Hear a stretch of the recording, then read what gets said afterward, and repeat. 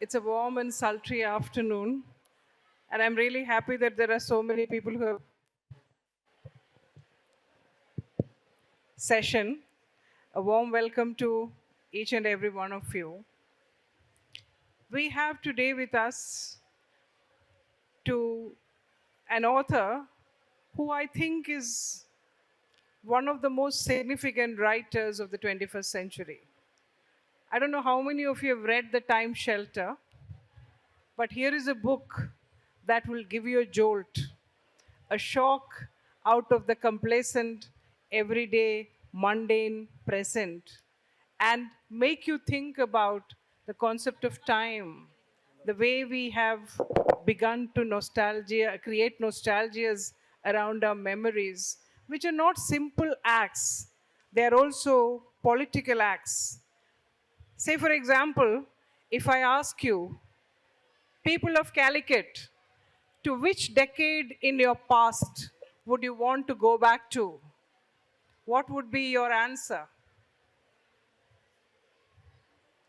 The people of Calicut, Calicut city dwellers, which decade in your past attracts you the most? To which decade would you want to go back? And I'm sure that most of you might talk about particular decades. But suppose if that larger referendum is made to Kerala itself, which decade would Kerala want to go back to? There might be a different decade that the majority might arrive at. Today, if you ask in India which decade it wants to go back to, there might be tons of issues there. So now you understand the politics of nostalgia and the kind of questions that, very uneasy questions that nostalgia often can beget. This is the theme of one of the best books of this century, Time Shelter, where a scintillating writer, I want to show them the book, Georgi Gospodinov. The book is available. I'm sure that after this session, many of you would want to take a look at this session. The winner of the International Booker Prize, a prestigious award. So here we are with the very illustrious author. And the first question that I want to ask Georgi is, how did you come upon this idea of time clinics, of clinics of the past? How did you, I mean, where did you get this idea from? I was really flabbergasted. Thank you and good afternoon. I really like afternoons. I think that this is my favorite time because every afternoon is a kind of shelter. It's a kind of time shelter. You could hide in the afternoon to sit alone and to think about the world because nobody works at 3 p.m. So it's a great time. Use it. About time shelter, maybe I should explain a little bit about the topic of the time shelter. It starts with the idea of Gaustin, the main character, who create clinics for the past. He realized that when we are losing our memory, it's a book about dementia and Alzheimer as well. When we are losing our memory, we are going back to our young years, in our youth. So if you are 80s and you forgot, you start to lose your memory, you will remember what happened in 1970s, 1980s, but nothing after that. So the idea of Gaustin is simple. To make clinics of the past, buildings, in which every floor is dedicated to different decades, like floor of 1960s, floor of 1970s, 1980s. And people who consider and who remember the happiest decade in their life, they could live in these decades. They could live forever in the 1970s, let's say. And they will listen the music of 1970s. They will listen the stories of 1970s. They will read newspapers and magazines of 1970s. They will smoke cigarettes of 1970s. They will have the smells of coffee in one afternoon of 1970s. And this is very cult idea because you will have balance between your internal time and your external time. And Gaustin made these clinics of the past. But then, because people started to afraid of the future, because we are living in a deficit of future, in a difficult times, all of the people wanted to go back into the past, into the clinics of the past. And they started, Gaustin made this a business. I started to create districts of the past and cities of the past. You could imagine one small town in which everything is from 1960s, let's say. At the end of the novel, the countries decided to make referendums of the past. Every country has its happiest decade in 20th century. One country was happy in 1970s, another country was happy in 1990s, and they start to have these referendums of the past, and I will not spoil anymore what happened in the book, but that's why was the question, which is your happiest decade? If you should make a referendum, if you should vote for the happiest decade of your city, of your state, which one it should be. So this is shortly the idea. I've got this idea many years ago, but after that, like in my characters, I forgot it. I completely forgot it. I just wrote down in my notebook. I always keep my notebook everywhere, and I forgot it. And 15 years later, in 2016, I just found this idea again in my notebook. And I said, okay, I think now is the time to write novel based on this idea. Why now? Because I believe that in the last 10 years, something happened in our sense of the past and the time. The past became more and more alive. We have now much more past in our days than before. And this is connected, of course, with the crisis of the future, with the fears, with all these things. So that's why it's connected with the populism, with the nationalism, because all nationalistic movements in the Europe and in the world, they feed up with the past. They could live only if they use the past and to promise you to be great again. And so that's why I decided to start to write this book, and I finished it in 2020. And you know what happened in 2020? Pandemic years, the virus, the COVID. In my book, there is some sentences that explain how the past came to us like a virus, the virus of the past, the pandemic of the past. But of course, I didn't expect that it will happen. It was just a metaphor. So now I know that our metaphors are not innocent anymore. If you imagine, if you invent something, the reality could take the pattern of your idea and could make it real. So be careful when you imagine some things and when you invent some things. That's the story of Time Shelter. Though Georgi sounds so simple, I mean, it looks as though wonderful. You go back to your past, and there you are at a very happy decade in your life. But then, I don't know, I was thinking about an analogy to compare this to for the Malayali friends in front of me. It is like the Hojo board. You never know what you're invoking, which are the dead spirits that come in front of you. Because what are the ghosts of the past that you invoke along with your happy hours is something that you need to think of. That is the first thing. At the second level, it also means that there is an overinvestment in the past in a manner that, as he said, creates deficits for the future. Because you're already so invested in the past that the futures cease to matter. So, is that what is happening in the book? Yes. In 2015, when he begins to write about this, to 2020, when it was published, to 2025 today, when you and I share this space in Calicut, I think each hour, each minute, this book is becoming more and more relevant to each and every one of us. Because do you want to be part of the Arsha Bharata Samskaram? Where women didn't laugh out loud, where women didn't have or wear the kind of clothes you're wearing, where, the subaltern was the subaltern and would not dare to think of going beyond that.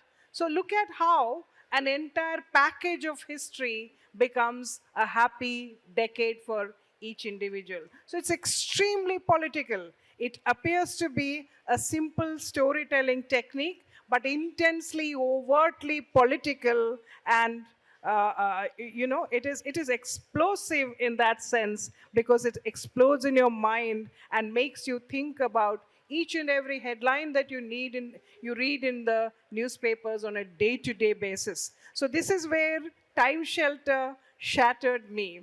But one question I wanted to ask you, Georgi, is this deep sense of irony with which you write. There's a intensely subtle kind of a satire that you use with so much of punch that it seems to hit the reader. You're prone on the ground. So where do you draw the tradition of satire? Because in Kerala we have a wonderful tradition of satire and irony. So in Bulgaria, are there antecedents from where you draw this tradition of satire? Yeah. This very subtle satire, but very pungent. The best thing in Bulgarian storytelling is this sense of self-irony. Even it's a mild irony. It's a self-irony. I could give an example. When I was 4 years old, I used to live with my grandmother, great-grandmother. And I had a very strong pain in my ear. And I started crying, and I said, my grandma, I will die, I will die. And she started to console me in this way. She says, you will not die now, my grandson. First, I will die. Then your grandparents will die. Then your parents will die. And then you will die.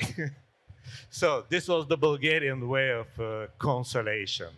And actually, now when I'm thinking about this, it's a very right order. It's the normal order of dyings of the generation. So it's an optimistic thing based on chain of deaths. This is very typical for Bulgarian way of humor. The irony of the society usually come when you have not easy life. There was a kind of research. Every year they make the happiest countries, the rank of the happiest and unhappiest countries in the world. In 2011, when I wrote my previous novel, The Physics of Sorrow, in this selection, in this list of unhappiest countries, Bulgaria was a world champion. We were, as they wrote, we were the unhappiest country in the world. Of course, it's just a mindset. It's just a way of thinking of the thing. But when you feel like unhappiest country, you need a lot of irony. You need a lot of humor to survive. So I think that these things are connected. If you want to tell sad story, it's good to put some irony there inside, just to overcome it, to be able to bear it. Thank you. Yeah. As you read through the Time Shelter, for me as a reader from India, India stood in front of me. There was so much in this book that was applicable to the very specific lived conditions of my own existence in our nation. But then it's not just me, I think. Hundreds and thousands of readers have had this kind of a dialogue with the book where they felt that this is also a reality. Now, the reason why I say that is because I think we live in the era of resurgent nationalisms, right? Where nations are trying to define and to invoke a particular kind of a golden past. And that becomes a certain kind of a currency with which, people can be put together, maybe brought as a collective and taught to become nostalgic about that past. So here is a writer who talks about the weaponization of nostalgia, how nostalgia itself becomes a weapon and a very destructive weapon at that. It seems constructive in the beginning, but as you go deeper and deeper into the manner in which this weapon is yielded, that is when you realize that not only does it destroy societies, it also destroys the self. So, would you care to comment on this weaponization of nostalgia? Yeah. Thank you for this question. First, I should admit that I'm a nostalgic person. And as a writer and as a human being, I think it's a normal condition to be nostalgic, to go often into your past. Every day we are doing this. We are traveling back and forward. So I'm a nostalgic person. That's why I don't like someone to weaponize my nostalgia, to use my nostalgia or nostalgia of the people, and to make from nostalgia propaganda. Because we are facing this kind of politics, policies, to make nostalgia, to work with nostalgia of the society and to make it propaganda. Yesterday I explained shortly, I will explain now. Maybe you know that what does it mean, nostalgia? It comes from nostos, which means home or returning to the home, and algos. Algos means pain. So you have pain to your home. And it was invented as a diagnosis from a French psychiatrist in 17th century. It was illness, nostalgia. He faced this first in Swiss guards when they were away from their homes. They had heartbreaking. They had some. They became pale. They felt like ill people, and this was because they had sorrow to their homes. So what happened with nostalgia today? As I said, it's turned into a propaganda. So there are some politicians, some populists who say, "Would you like to be great again?" And of course, everybody will say, "Yes, I want to be great again." Would you like to be young again? Yes, I want to be young again. Would you live in the happy decades like before? Yes, I would like to live in the happy decades like before. Uh, and they promise you what they promise you. They promise you past. But we know now, we know that the past is not reversible. The personal past is not reversible. And this is very important difference because the political past is reversible. You could be democracy state and you could become again a dictatorship. This is the reversible things. And this is the important point, the important border. Don't believe to people when they promise the past, when they promise you past, your personal past or the past of the society, the historical past, and so on. We will never be 20 years old again. But we could be again totalitarian countries. And that's why when 1989 happens in Bulgaria, when the Berlin Wall fall, we were very naive and we took it like one-way direction.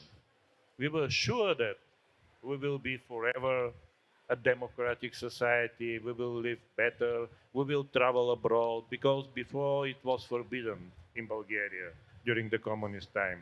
The borders were closed. And now we realize that democracy and freedom is something that you should fight for every day. I mean, and this is also a question of memory. This is a question of memory, to remember what does it mean to be free and to live in a totalitarian society. And our memory is a muscle. And you know that muscles should be trained every day, every day. So if we stop tell our stories one day, 2 days, 1 month, 1 year, we will start forgetting, because memory is connected with the telling stories, with the talks. You could see how people, when they stop to talk their stories, they start to forget the things. Wonderful. I don't know, maybe can I translate a few of the things that you said to the audience? ഓർമ്മകൾ തീർച്ചയായിട്ടും ഉണ്ടായിരിക്കണം അല്ലേ? പക്ഷേ ആ ഓർമ്മകളെ നിങ്ങൾക്ക് കിട്ടുന്ന വാഗ്ദാനങ്ങൾ ഭൂതകാലത്തിൻ്റെ വാഗ്ദാനമാണെങ്കിൽ കരുതിയിരിക്കണം എന്ന് തന്നെയാണ് ഈ എഴുത്തുകാരൻ നമ്മളെ ഓർമ്മിപ്പിക്കുന്നത്. കാരണം അത് ഫ്യൂച്ചറിൻ്റെ അല്ല, it is not of the future, it is of the past. And if the promises that are being given to you are of the past, especially, of a political past, then one needs to be very, very, very careful. This is something that the time shelter again and again, in each and every line, in each and every word, it reminds us about. But there's one particular instance in the book that I found very, very interesting. Because when the countries get their referendums to which decade, which happy decade in the past that they want to go back to, I found something very interesting, that in Germany, they wanted to go back to 1980s, but then before the fall of the Berlin Wall. So could you care to talk a little bit about that? Yeah, the question of choice is very complicated. People for different countries. But I think it's also part of your philosophy, maybe, and also of ours. Actually, the happiest moment is not the happiest moment.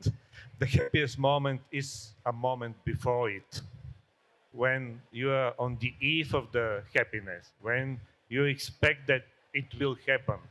That's why in Germany, in my novel, they elected this the eve of falling of the Berlin Wall, because after that is not the same. But before that, people are full of enthusiasm. People are full of hope. People have project of the future. And that's why when we choose some things, we choose them a little bit before they happen. But also, what's dangerous when we choose a decade? When they ask me, what's your favorite decade? Sometimes I'm thinking, I have 2 or 3 favorite decades. One of them is 1930s. But then I realized that if I choose 1930s, you know what happened in the end of 1930s. The Second World War happened. So when we are choosing one decade, we are choosing also the years after that. So we should be aware for this. Another favorite decade of mine, 1960s or 1968. I was born in 1968. And I really would like to spend one afternoon like this in 1968, just to see my parents like young people. 1968 is very important year, Many things, many revolutions happened in 1968. And my third favorite decade is 1990s. 1990s, it was just after falling of the wall in Bulgaria and in Eastern Europe. I was 20 years, 20 something. So I remember how we were full of energy, enthusiasm. We were very optimistic that everything will be fine for maybe 1-2 months. Could you imagine? And so this was my happiest decade. But in the book, in Time Shelter, they ask one character, which is your happiest decade? And I like the answer my character gave. The answer was, I would like to be 12 years old in every decade. Yes. One of the most touching parts of this book, if I can share it with our audience, is this one day in 1939. You know, I think it is July 31st, 1939. And the place is dancing. And, you know, the Nazi troops are waiting, about to roll out into the battlefield tomorrow. And just before that, on the day prior to that, time stops. And we are in the time shelter. If it is tomorrow, the World War begins. World War II begins. September 1, 1939. So we are poised, about to make the leap, but not making the leap into World War II. So this was a very poignant kind of a pause for me. And actually, it sent goosebumps down my spine, thinking of being caught in that kind of a time loop or a time warp where time stops there. And maybe history would have been different had we stopped there. But then, can we really say that everything else was okay on August 31st, 1939? Because it also came with a lot of other things. So, time is also a package. Happy hours are also, happy decades are also a package of a lot of unwanted and not so happy moments alongside the happy or the reflective moments. Yes? Yes, and because we mentioned 1939 and 1st of September, uh, it's a part of the novel. This date, 1st of September 1939, the beginning of the Second World War. And, when I worked on the novel, I ordered in the library the issue of New York Times and other newspapers from 1st of September 1939. And I'm describing this in the novel. What was important for me was to see how the things change for a few hours. In the beginning, on the first pages of 1939, 1st of September, New York Times, we had with big titles, Germany invaded Poland. On the second and third page, we have some first photos from the tanks and so on. There is a famous photo on the third page of New York Times with one German school, and all students there and all teachers are with gas masks. It's a terrible picture to see a lot of people with gas masks. It's a kind of different human being. And but on the next pages in New York Times, they still kept what happened from yesterday.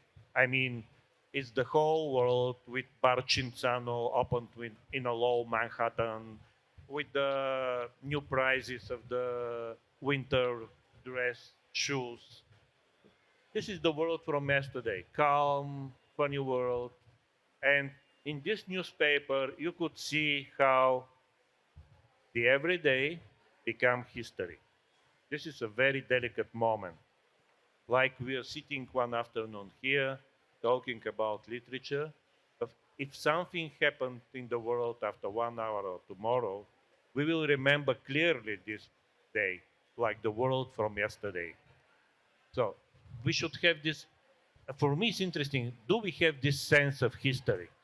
Do we have this sense that sometimes, even if we don't know it consciously, we are living in a history, not anymore in everyday life? We are living in a history, in a historical moment. And yeah, this thinking is also part of the novel, when history starts. And as somebody says, in 1968, actually, nobody knows that it was 1968. It appeared later. the history, the idea, the reflection of what happened today will come tomorrow. I want to ask you one question. You've got rave reviews from all over the world, but what was the reception of the book in Bulgaria? Ah, hmm. The book was the book was popular, but also because the book is talking about nationalism, about kitschy nationalism. There are some parts of the readers that were angry of the book, uh, but there are a lot of people who wrote me letters, who love to think about this what we said now about nostalgia, about past, because these things are now very, like in every country, they are very popular in Bulgaria. I mean, nationalism, the idea that we should go back to the past. uh, the whole question is, as I mentioned in the beginning, is the question of the future, the question of the deficit of the future. uh, we It's not easy to plan what will be after 1 year, after 5 years, after 10 years. That's a problem, because if we don't have idea for future, nobody is living in the future. But it's important to have idea that the future is there. The future is standing there, and then we easily could live in today. Without this thinking, it's not easy. We are going to the past. I wonder what would be the reception here. I think somebody has translated it into Malayalam. We'll be releasing the book. But then, would we become anti nationals if we critique the idea of overinvestment in the past? Is a question that we need to confront today. One last question from my side, Georgi. I wanted to ask you, what has the book lost in translation? What has it gained in translation? Uh, yeah, before Booker Prize, but especially after that, the book was translated in 40 languages. For the first time in Malayalam, for the first time in many different languages. I traveled a lot. I met a lot of people, and I can't see, because I don't speak other languages except English or Bulgarian. I can't see what was lost in the translation. But the good thing is that everywhere the books was understood in a good way, because there are many personal things in my books, but also in this book as well, because it's a topic about losing our memory, about how to live with our relatives who are losing our memory. So the book is not just political. We have this personal side of the things, and personal things are always universal. Everywhere in the world, people losing their memory, people suffering, people have feelings of anxiety, or people feel good at 3 p.m. Uh, this is a These are personal things that are understandable everywhere. Maybe what is my books are not easy for translation, because I started with poetry and I still write poetry. And for me, it's very important the way you're saying the things, not just to say the things, but in a way you're saying them. Every sentence is important for me. I would like to have rhythm of the sentences, and to describe how the thing smells, let's say, because sense of smell is one of the great unlockers of the memory. And I'm working with the memory. And so it's not easy to explain these things. You know that we don't have words for smells. We don't have words. We don't have names of the smells. We could say it smells like tulip, or like snowdrop, or like rose. But we just compare with the real things. We don't have name like we had names for the colors. We could say blue, red, gray, but about the smells, it's not the same. So I try to explain many smells. I try to explain some not easy for explanation things uh, like nostalgia. How could you explain nostalgia to someone who don't have your life? How do you explain why 3 p.m. is important time? How do you explain how the light changed and why I saw here a lot of people yesterday gazing the sunset, looking at the sunset. Why? Do they expect something because they watch the sea? Do they expect that something will happen, that something will come, or they just watching one sunset, one sunset of your life? Or what about the people that never seen the sea? Because I had a short story, essay about my grandmother who never left her village. And when someone traveled in the world, she invited him and asked him to tell stories about his travels. It, this was her way to travel abroad. And one day they took my grandmother with other women from the village, and they took them to the sea, to the Black Sea in Bulgaria. So, and they saw for the first time the sea. And it was a strange feeling to see for the first and maybe for the last time, because they are old people, something that you never seen before. And usually I ask my student, I tell this story to my students, and I ask them, could you enter into the head of these women and to imagine what they think if they see for the first and the last time the sea? And this is a way of creating empathy, actually. This is how literature is working, to put into the head of the other person. When you go back to Bulgaria and you carry this memory of KLF, the Kerala Literature Festival, how would you remember it? What are the smells? What are the sounds? What are the colors? How would you remember Calicut? Oh, I have my notebook, so I put everything in my notebook. I have a lot of notes here about Kerala, about smells, about the changing of the light, about the people who are sitting on the beach, about everything. So, yeah, maybe you will read in my next book. One last question again, I'm sorry, but how do you bomb this time shelter? Because here is a shelter that is also in need of a bombing, you know? Yeah, no, it's a special time shelter is a special shelter. Cannot be bombed. Yeah, it cannot be bombed. You could try to hide from the past there, but also you could try to hide into the past. In Bulgaria, I don't know how it works in Malayalam, let's say, but in Bulgaria, also in English, we could say time shelter. It's an invented word, phrase, connected with bomb shelter, of course. And it works in two levels, hiding from something and hiding into something.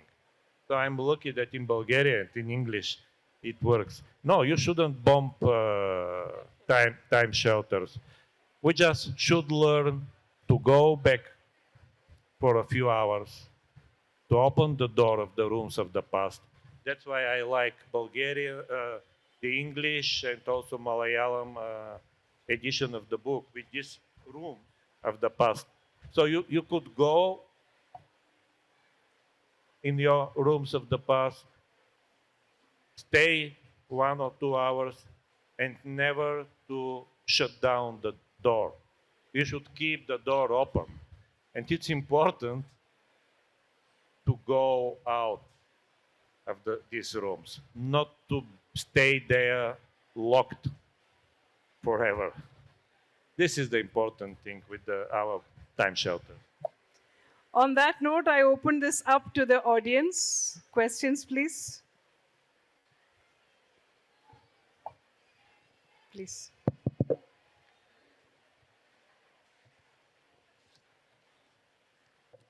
Hello. Hello. I'm audible? Yeah. So only yesterday I got this book, The Story Smuggler, from you. And the very first chapter says, writers are surgeons of the human soul. That is a hoarding that you saw somewhere and you didn't like. So my question to you is, what, according to you, are writers? What analogy would you give them? Thank you for this question. This is for, could you show the book? Yeah. This is from one very brief memoir, The Story Smuggler. And I start with this big, it's a book about my early experience in writing, about my childhood. And this stayed in the, what to say, in the small cafe bar where we used to have breakfast with my father when I was kid. And I read slowly what was written there, eating my soup, and I read, writers are like surgeons of the human soul. They should cut up everything that is rot and decayed. So you could imagine one spoon with the soup and one rotten, or something like decayed, I don't know. Uh, and I was afraid from writers because I imagine writers with white gloves like surgeons, with the scalpels who made some operation of the human soul. And I decided that I will never be a writer because I don't want to make this kind of cutting up of the human bodies and human souls. And that's why I think, and I start with this story, I think that writers, what should writers do? Maybe one important thing, or two important things. First, to console, to give a consolation. And second, to create empathy. If I tell my story to you, if you tell your story to me, uh, we will be much more closer. You will be never my enemy. And this is the important thing of storytelling. I think that's why people start to tell stories, to put the world in the order, to put the chaos in the order, and and to to realize and to try to explain why things happen and why you and me have the same thoughts, the same things, even we are different in a way. Hope that answers your question. Yes. Yep. Hello. So I had a question about. So I've not read the whole book, but the thing is, when I went through the whole reviews and everything, so I came across a lot of reviews that when the translation was done, a lot about the emotions from Bulgarian writing was lost. So I just wanted to understand, like I even when I read it tomorrow, I would be probably reading it in English or Malayalam. So I just want to understand when we write a fiction, there would be a particular writing style or storytelling that we might follow. So when you wrote in Bulgarian, was there any particular style that you followed, which you might have thought might have been lost in different languages with their different cultural and everything? So that's my question. Like, because this is especially because even if you check, there might be a lot of reviews even for this particular book. I see that the Bulgarian version is better because a lot of emotions are being lost in the translation. You could see that in Google reviews and other Goodread reviews. So I just wanted to understand from your perspective, what is your writing style in Bulgarian and what might have been different in other languages? Whether it was lost in translation. Yeah. My writing style is connected with a few things. First, with poetry. I said I came from poetry. Second, with the way of storytelling we using in Bulgaria, the way of how my grandparents and parents telling their stories. My grandmother and my father were really great storytellers, and I saw some of the stories I've heard from them. But the way of storytelling is important. When I write my books, I like to stop from time to time and you will see in the physics of sorrow mostly, I start to talk with the readers, with the people. I could say, okay, let's stop here. I want to ask you something. Do you remember how we talk about editing, and how do you feel in your rooms when you read this book? Or do you have this kind of cases? So this talk with the reader is important for me. Do you know Salinger, the writer Salinger?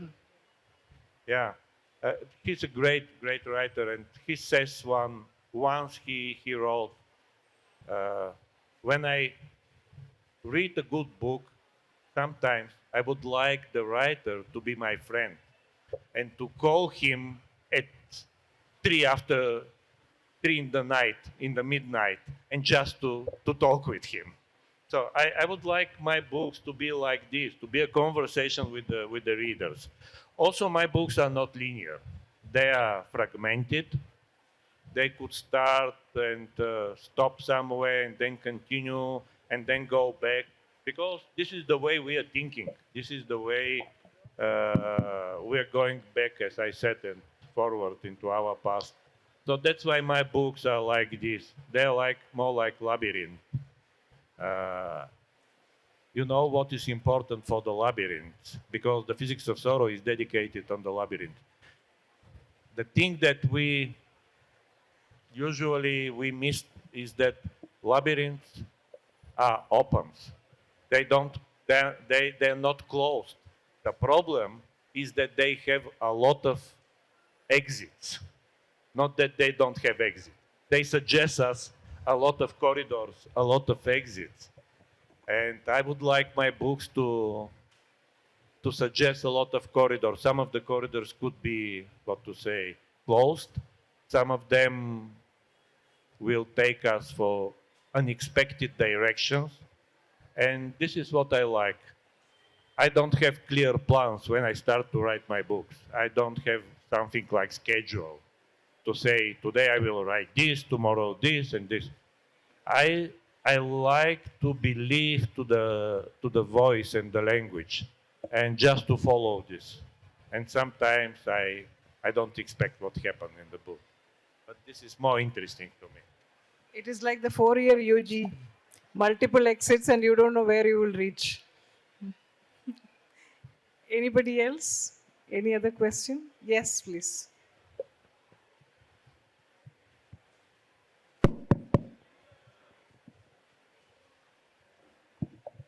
So you said the term engineer of the human souls, you know?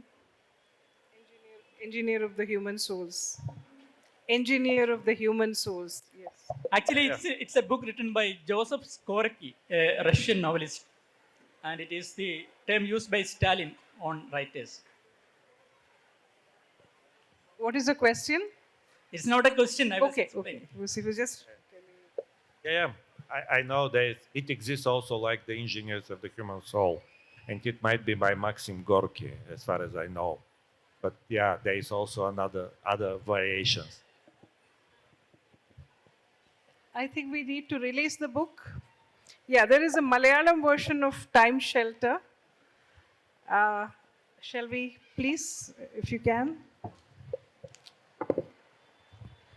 We're delighted to announce the launch of the Malayalam translation of Time Shelter by Georgi Gospodinov, beautifully translated by Sri Anup Chandran and published by dcbooks. Georgi Gospodinov and Dr. Meena Pillai, if you could do the honors of unveiling the Where book to is the the audience. translator? He's not here, I'm sorry. And this is a beautiful cover. I like it very much. You could see. This is the first Bulgarian book in Malayalam, as far as I know. So. I'm surprised that the title is not translated into Malayalam. It's still Time Shelter.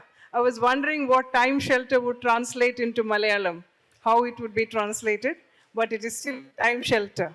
Does it show the poverty of Malayalam or the strength of Malayalam in borrowing from English? The question is open. But any more questions? Yeah. Georgi, if I may, so I absolutely adored your novel. Made me think, is there a possibility, because we always imagine possible futures as well. Is there a possibility to see the obverse, the opposite of nostalgia, a kind of longing for the future?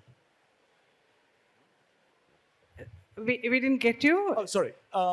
So, reading a book made me wonder if there is a possibility of longing for the future, some kind of an obverse of nostalgia. So, imagine there is this Soviet nostalgia, which you could call ustalgia, right? So German scholars speak about that.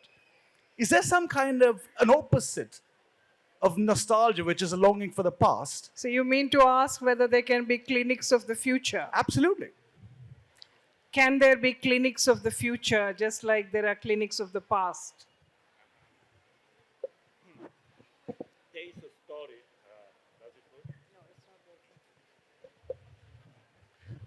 There is a story in the book about people from Andes, from South America. You know, when they talk about the future, they show behind them. When they talk about the past, they show in front of them, because the past is already happened. It's in front of your eyes. You know it. But the future is behind you because you don't know what will happen. So they have completely different idea of the direction of the past and future. And I don't know what their nostalgia could be. But also about nostalgia, and so on, I could suggest you also another idea. For me, now we could talk about not so much about nostalgia, but about chronostalgia, from chronos, from the time. Because now, with the coming of the past, with the propaganda of the past, we are more sensitive about the past times, not the past places. Because as I described, nostos is connected with your home, with the places of your home. But chronostalgia is maybe will be the new nostalgia. It will be the nostalgia for the different times. Because geography is limited. The world is big, but it's limited. You could travel everywhere. So it's now not so limited. We had much more time than the spaces. And people will start to longing for different times, I think. They would like to live in different times, to experience different times.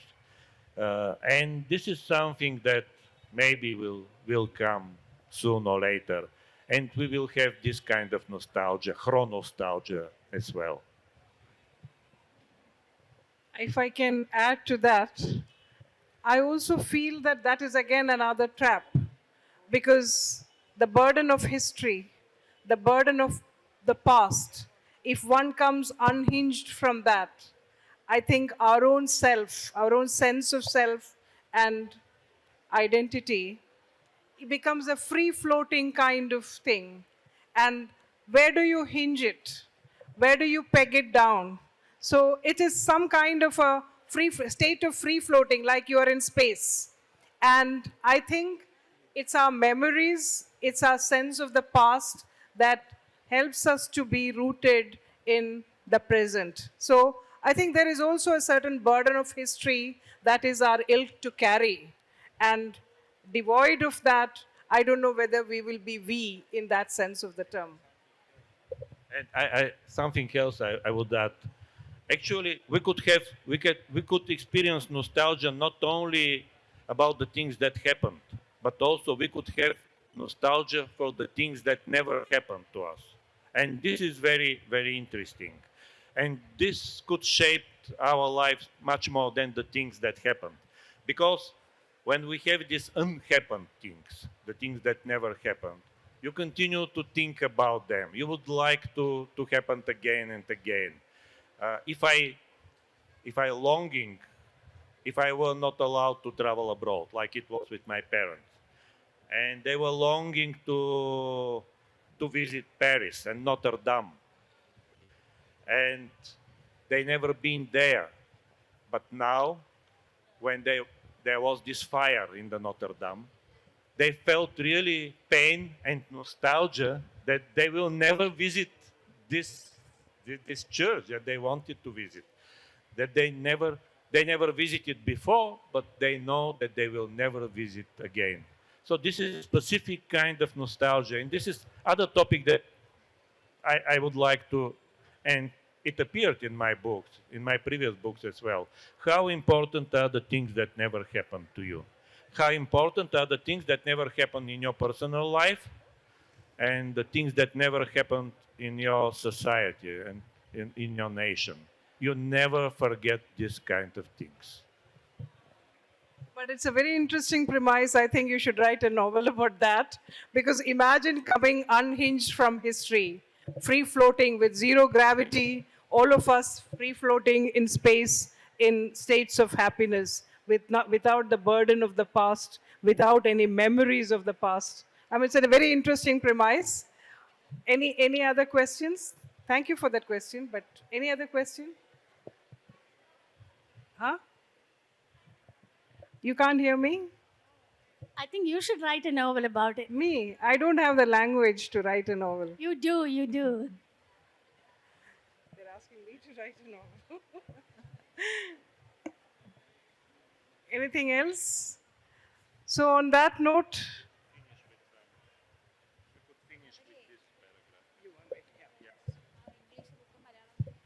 We thought that we could finish with reading some sentences from the novel. Unbelonger syndrome. No time belongs to you, no place is your own. What you are looking for is not looking for you. That which you are dreaming about is not dreaming about you. You know that something was yours in a different place and in a different time. That's why you are always crisscrossing past rooms and days. But if you are in the right place, the time is different. And if you are in the right time, the place is different. Incurable. so thank you. Here's to a scintillating book and to a wonderful author. Thank you, Calicut, and thank you, Georgi.